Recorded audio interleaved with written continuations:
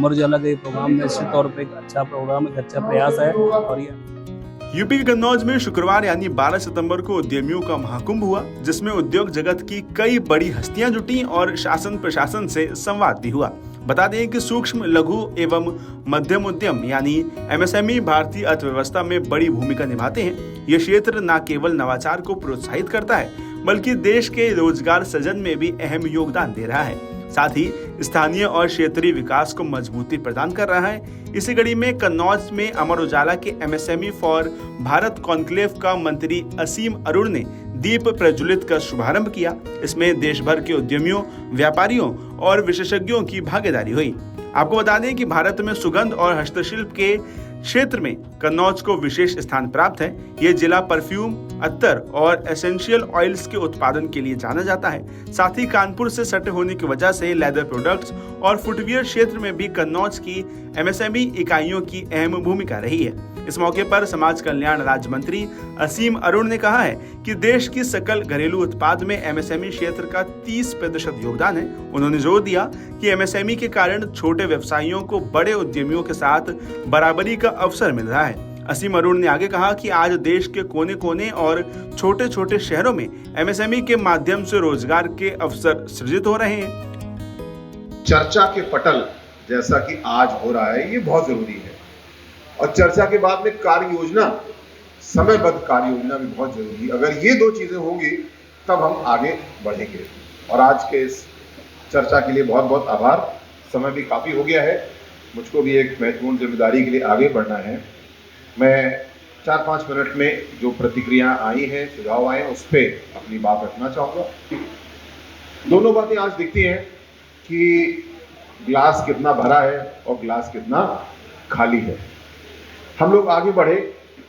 कानून व्यवस्था इतनी हमारी खराब पिछली सरकारों ने कर दी थी, खासकर समाजवादी पार्टी ने, कि लगे लगाए उद्योग भी हमारे उत्तर प्रदेश छोड़ के चले गए थे।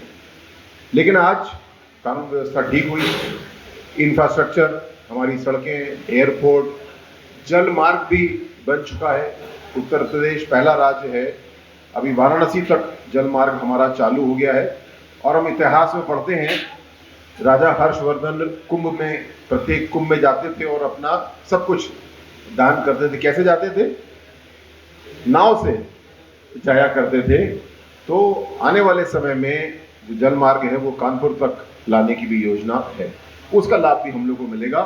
और नदियों के जरिए, यद्यपि गंगा जी तो घूमती घूमती जाती है, पर फिर भी सबसे सस्ता मोड ऑफ ट्रांसपोर्ट सामान के लिए नदी के जरिए पाया गया है या समुद्र के जरिए, तो उसका लाभ भी हम लोग एक बार फिर से ले रहे होंगे। कोई भी ऐसी चीज जो समय बचा रही है, जो संसाधन बचा रही है, वो आपके बिजनेस के लिए अच्छी है, सरकार के लिए भी अच्छी है, परिवार के लिए भी अच्छी है। तो हम लोग को हमेशा इसके बारे में चिंता करनी चाहिए। वो चिंता आज की गई। जो विषय मुख्य रूप से आए, फर्रुखाबाद में जो प्रदूषण की चिंता है, ये अच्छी बात है। हम कुछ काम करते हैं, पैसा कमाते हैं, नौकरी देते हैं, लेकिन धरती माँ की चिंता भी हम लोग करते हैं। और उसके लिए common effluent treatment plant CETP बनाने का सुझाव आया। ये बहुत ही अच्छा सुझाव है, मैं इसको ज़रूर रखूँगा और इसको ज़रूर कराएंगे भी। मैं ये नहीं कह सकता कि STP को कन्वर्ट कर सकते नहीं, क्योंकि ये तो टेक्नोलॉजी मुझे नहीं पता, लेकिन इस पर अध्ययन जरूर करते हैं। और जैसे कानपुर में CETP लगाया गया है, वैसा एक CETP फर्रुखाबाद में भी अतिशीघ्र लगवाते हैं, जिससे कि हमारा प्रदूषण ना हो। एक महत्वपूर्ण विषय जो मैंने पहले भी ऑनलाइन सेल्स की बात की थी, मैं अभी 1 महीने पहले और कम पहले देख रहा था, हिमांशु गुप्ता जी भाई साहब अपने वरिष्ठ साथी हैं, और भी बहुत लोग कर रहे हैं, पर उनकी मैंने प्रतिष्ठान में देखा कि उन्होंने अच्छी ब्रांडिंग वगैरह अपनी इत्र की बनाई है और ऑनलाइन अपना सेल कर रहे हैं। और भी लोग कर रहे होंगे। ये कह रहा हूँ इसलिए क्योंकि ऑनलाइन व्यापार ऐसा नहीं है कि केवल बड़े व्यवसायी करेंगे, छोटे छोटे व्यवसायी भी अपना ऑनलाइन व्यापार कर रहे हैं और अपनी सेल्स बढ़ा रहे हैं। धनंजय जी, कोई ऐसी अपनी योजना है कि नहीं जिसमें कि हम प्रशिक्षण कार्यक्रम आयोजित करें साथियों को ऑनलाइन सेल्स पे आगे बढ़ाने के लिए? मैं समाज कल्याण मंत्री के रूप में जिम्मेदार हूँ जनजाति कल्याण के लिए भी। जनजातियों के लिए एक प्रोजेक्ट चल रहा है नेपाल तराई क्षेत्र में थारू समाज के लिए, वो लोग बहुत खूबसूरत चीज़ें बनाते हैं और वो सीधे फ्लिपकार्ट पे बेच रहे हैं। जब हमने काम शुरू किया तो पाया एक मुश्किल कि हर एक को आने के लिए जीएसटी नंबर चाहिए होता है। के माध्यम से प्रयोग की जाए, ये बहुत ही स्वागत योग्य है और इसके लिए इंडस्ट्री को और ज़्यादा प्रोत्साहन दिए, इसके लिए हम लोग काम करेंगे, ये बात मैं ज़रूर रखूँगा। मैं सरकारी खरीद में किस तरीके से एमएसएमई को बढ़ावा, उसमें लॉन्ड्री का, सफाई का ठेका अगर है, और हमने इस तरह की योजना बनाई कि जो छोटे व्यवसायी हैं उनको लॉन्ड्री का ठेका वहाँ का मिला। मान लीजिए उनको साल का 1.5 लाख का 2 लाख का ठेका मिला।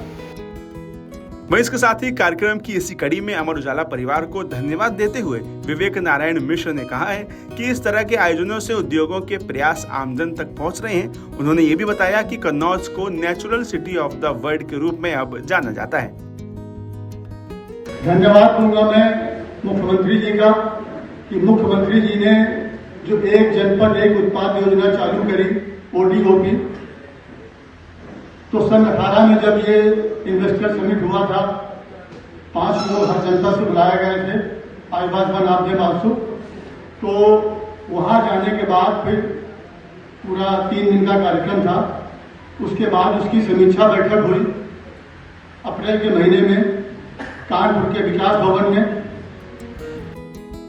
इसके साथ ही इस कार्यक्रम में चर्चा का मुख्य फोकस भविष्य की फंडिंग व्यवस्था, मार्केटिंग और ब्रांडिंग की नई रणनीतियां, उभरती तकनीकें, नवाचार, वित्तीय विकल्प, आर्टिफिशियल इंटेलिजेंस और डिजिटल ट्रांसफॉर्मेशन रहा। इसके साथ ही महिलाओं की भागीदारी, भारतीय एमएसएमई के वैश्विक विस्तार और वन डिस्ट्रिक्ट वन प्रोडक्ट यानी ODOP योजना के तहत स्थानीय उत्पादों को अंतर्राष्ट्रीय पहचान दिलाने के उपाय भी एजेंडा में शामिल थे। कार्यक्रम का उद्देश्य एमएसएमई सेक्टर को और मजबूत बनाना है ताकि वो वैश्विक प्रतिस्पर्धा का सामना करने में सक्षम हो सके। इसके अलावा कॉन्क्लेव के एक सत्र में उत्तर प्रदेश लघु उद्योग संघ फर्रुखाबाद के महासचिव कपिल साध, लघु उद्योग भारती कन्नौज के अध्यक्ष नवीन गुप्ता, लघु उद्योग भारती हरदोई के अध्यक्ष संजीव अग्रवाल, एमएसएमई क्षेत्र की समस्याओं जैसे वित्तीय सहायता की कमी, ब्रांडिंग और मार्केटिंग के अवसर, तकनीकी उन्नयन और सरकारी नीतियों में सुधार पर इन सभी ने अपने विचार रखे। यहाँ पे आकर सीखने को मिला है कि बिजनेस कैसे कैसे चीजें भी मिलती है, सरकार कैसा क्या सहयोग कर रही है, भी जानकारी हो रही है। अमर उजाला का ये प्रोग्राम निश्चित तौर पे एक अच्छा प्रोग्राम, एक अच्छा प्रयास है और ये आयोजन यहाँ शुरू हुआ, सुनने में आया जगह जगह जिले में होगा। तो इससे जो भी व्यवसायिक कार्य कर रहे हैं वो सरकारी योजनाओं के बारे में जानेंगे, साथ ही वो जानेंगे कि उस बिजनेस के दौरान उनकी क्या चुनौतियां आ रही हैं, उसमें वो किस विभाग के संपर्क कर सकते हैं। तो बहुत अच्छा प्रयास है अमर उजाला का और ये सब प्रयास की मैं दिल से सराहना करता हूँ। तो इस प्रोग्राम का मुख्य उद्देश्य क्या है? कार्यक्रम का उद्देश्य जैसा दिख रहा है ये व्यवसायियों के लिए है और व्यवसायी लोग यहाँ पे काफी मात्रा में आए भी हैं। और प्रोग्राम में आके कैसा लगा और आपको क्या क्या सीखने को मिला? इस प्रोग्राम में आके बहुत अच्छा लगा और हमें सीखने को मिला है कि सरकार के द्वारा चलाई गई योजनाओं का लाभ लेके हम अपने व्यवसाय को किस तरीके से आगे बढ़ा सकते हैं और उसमें उन्नत कर सकते हैं। क्या आपका कोई व्यापार है या बिजनेस है? जी है सर, मैं सेल्फ एम्प्लॉयड हूँ, जनसेवा से हमारा चलता है। तो आप अपने बिजनेस से मतलब क्या सीखना चाहते हैं और क्या लोगों को बताना चाहते हैं कि लोग किस तरह से उस बिजनेस को करके कुछ काम ना कर सकते हैं या कुछ लाभ प्राप्त कर सकते हैं? सबसे पहले तो मैं लोगों से यही कहना चाहूंगा कि लोग सरकार के द्वारा चल रही योजनाएं हैं उनको उनके बारे में अधिक से अधिक जानकारी रखें और उनका पूर्ण लाभ लें, जिससे उनको उनके व्यवसाय में बहुत अधिक लाभ मिल पाए। तो आपको इस प्रोग्राम से आज बहुत कुछ सीखने को मिला होगा। जी, बहुत ज्यादा सीखने को मिला और मैं धन्यवाद उजाला का धन्यवाद करना चाहूंगा कि समय समय पर ऐसे प्रोग्राम वो कराते रहें। धन्यवाद। कार्यक्रम में सदर विधायक एवं प्रदेश सरकार के राज्य मंत्री समाज कल्याण स्वतंत्र प्रभार असीम अरुण मुख्य अतिथि रहे, जबकि विशिष्ट अतिथि के रूप में जिलाधिकारी आशुतोष मोहन अग्निहोत्री, पुलिस अधीक्षक विनोद कुमार मौजूद रहे। एमएसएमई विशेषज्ञ के रूप में पूर्व सांसद एवं उद्योगपति सुब्रत पाठक, सुरस एवं सुगंध विकास केंद्र के प्रधान निदेशक डॉक्टर शक्ति विनय शुक्ल, जिला उद्योग एवं उद्यमिता प्रोत्साहन केंद्र के उपायुक्त धनंजय कुमार भी मौजूद रहे। आपको बता दें कि सरकार ने एमएसएमई योजना के तहत कन्नौज में सुगंध एवं स्वाद विकास केंद्र, परफ्यूम पार्क, ODOP, बाजार विकास सहायता योजना शुरू की है। इनमें सुगंध को अजमल परफ्यूम जैसे बड़े ब्रांड निकल कर सामने आए हैं। तथा अन्य कन्नौज के वरिष्ठ उद्योगपति फर्रुखाबाद से आएंगे साधारण जनपदों से आए हुए हमारे सभी सम्मानित भाई, अमर उजाला कानपुर से आए हुए सभी वरिष्ठ अधिकारियों का, और ये जो आज समागम यहाँ पर शुरू हुआ है किया गया के द्वारा आयोजित, उसके लिए मैं अमर उजाला को विशेष बधाई देता हूँ। और अमर उजाला हमेशा हरदोई में भी इस तरीके के कार्यक्रम करता है और उससे काफ़ी लोगों को लाभ मिलता है। उनकी जो ये वर्कशॉप कह लीजिए या मंथन विचारमन कर लीजिए, इससे बहुत सी जानकारी एक दूसरे को शेयर होती है। अब मैं मूल बात पर आता हूँ कि माननीय मंत्री जी ने अभी बताया कि अगर हम आगे अपने को नई टेक्नोलॉजी के साथ नहीं जोड़ेंगे तो हमारे कारोबार पिछड़ जाएंगे और वो कारोबार बन जाएंगे। ये बात बिल्कुल सही है।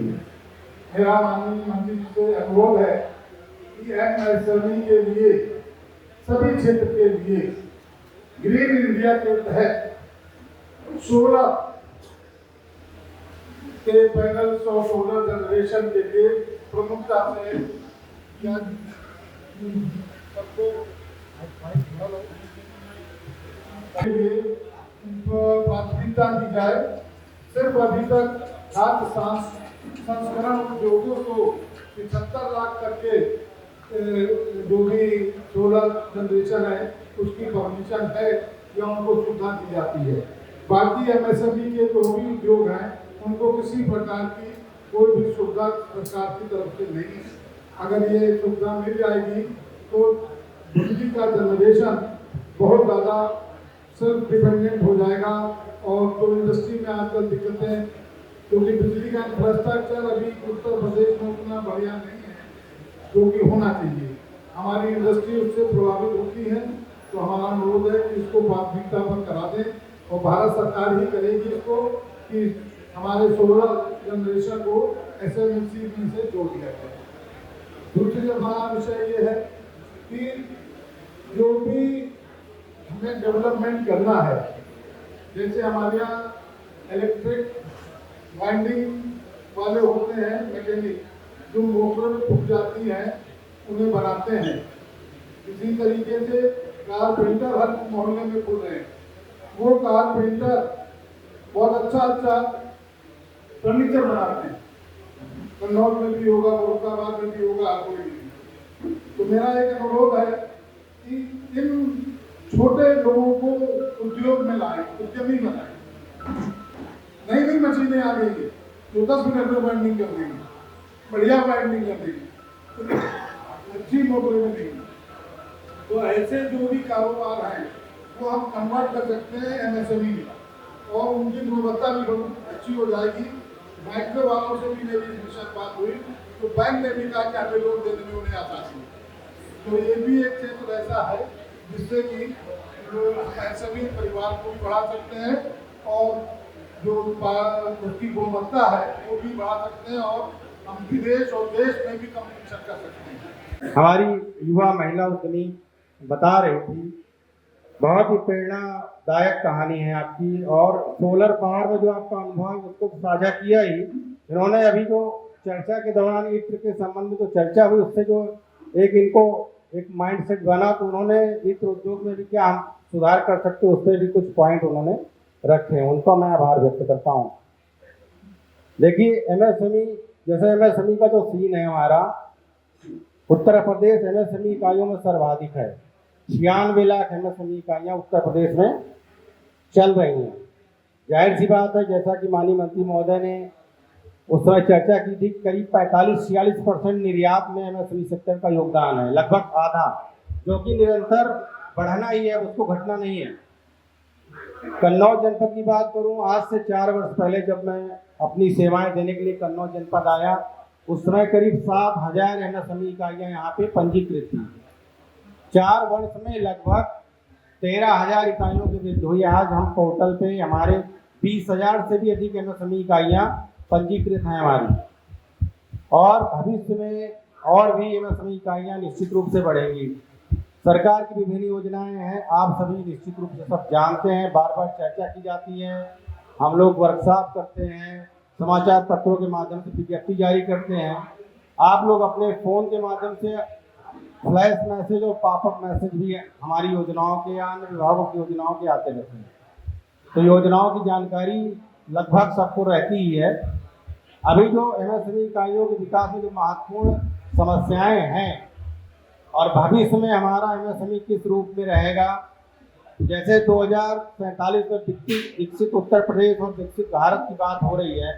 अभी 2 दिवसीय कार्यक्रम जिला स्तर पर ये संपन्न हुआ, जिसमें करीब 4-5 प्रबुद्धजन जो विभिन्न क्षेत्रों में कार्य कर चुके हैं, वो जनपद का उन्होंने दौरा किया और हर विभाग के बेनिफिशरीज से, उनके स्टेक होल्डर से अलग अलग चर्चा की और एक निष्कर्ष निकाल कर वो निश्चित रूप से शासन को वो भेजेंगे कि उद्योग विभाग में क्या सुधार किए जाएं।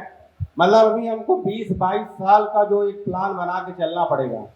कन्नौज के अदर एसोसिएशन की डिमांड पर ही ये पैकेजिंग का कोर्स और पिछले डीएम साहब के कहने से ही ये कोर्स प्लान किया गया। 6 महीने का कोर्स लॉन्च किया गया। सौभाग्य की बात है कि कन्नौज से किसी ने नहीं ज्वाइन किया, लेकिन वो कोर्स अभी चल रहा है। 37 लोग पूरे देश से उसमें जुड़े हुए हैं। सर एफआरटीसी की वेबसाइट पर है, सोशल मीडिया पर है, अदर एसोसिएशन को भी हमने इसकी जानकारी दी हुई है। ये जानकारी हर तरह से उपलब्ध है। आप कहीं से भी जुड़ना चाहेंगे तो इन्फॉर्मेशन मिल जाएगी। इसकी वेबसाइट एफआरटीसी की वेबसाइट पर अगर आप जाएंगे तो मिल जाएगा। एक तो ये है। इसके पहले अभी काऊ डंग की बात कर रही थी, गाय के गोबर की हम चर्चा कर रहे थे। एफआरटीसी के पास गाय के गोबर से अगरबत्ती बनाने की टेक्नोलॉजी उपलब्ध है और वो टेक्नोलॉजी अगर आप लेना चाहें तो आप ले सकते हैं। और अभी थोड़े दिन पहले गाय के गोबर के अलावा गन्ने के बगास से भी मुजफ्फरनगर में वो टेक्नोलॉजी हमने बना के डेमोन्स्ट्रेट भी की और ट्रांसफर भी की और वहाँ के लोग इसका काफी फायदा उठा रहे हैं। सर अब मुख्य रूप से इस विषय पर बात करने की आवश्यकता होगी कि हमें आगे किस दिशा में जाना चाहिए। जैसे जैसे समय बदल रहा है, अगर हम पास्ट की बात करें तो हर कोई ये कहता है कि उद्योग तरक्की नहीं कर रहा है। तो ये बहुत सुनने में आश्चर्यजनक बात लगती है। पूरी दुनिया में नेचुरल सोचने की बात है, पूरी दुनिया में सिर्फ इस जगह की हम बात नहीं कर सकते। न पानी की समस्या है, न ईंधन की समस्या है। तीसरी चीज, जब ये शुरू हुआ तो राजा महाराजा इस्तेमाल करते थे। समय बदला, ये पान मसाला, गुटखा और तंबाकू में गया। इसमें कोई दो राय नहीं है। आप में से बहुत सारे लोगों को लगता है आने वाले समय में गुटखे और तंबाकू का उद्योग नीचे जाएगा, इसमें कोई दो राय नहीं है। बात रखना चाहता हूँ। एक तो अभी तो बात हुई समस्याओं की, उनके निराकरण की। एमएसएमई का स्ट्रक्चर क्या है, ये मैं थोड़ा सा रखना चाहता हूँ। एमएसएमई एक सरकारी पहल है जो छोटे व्यवसाय को वित्तीय सहायता प्रदान करती है।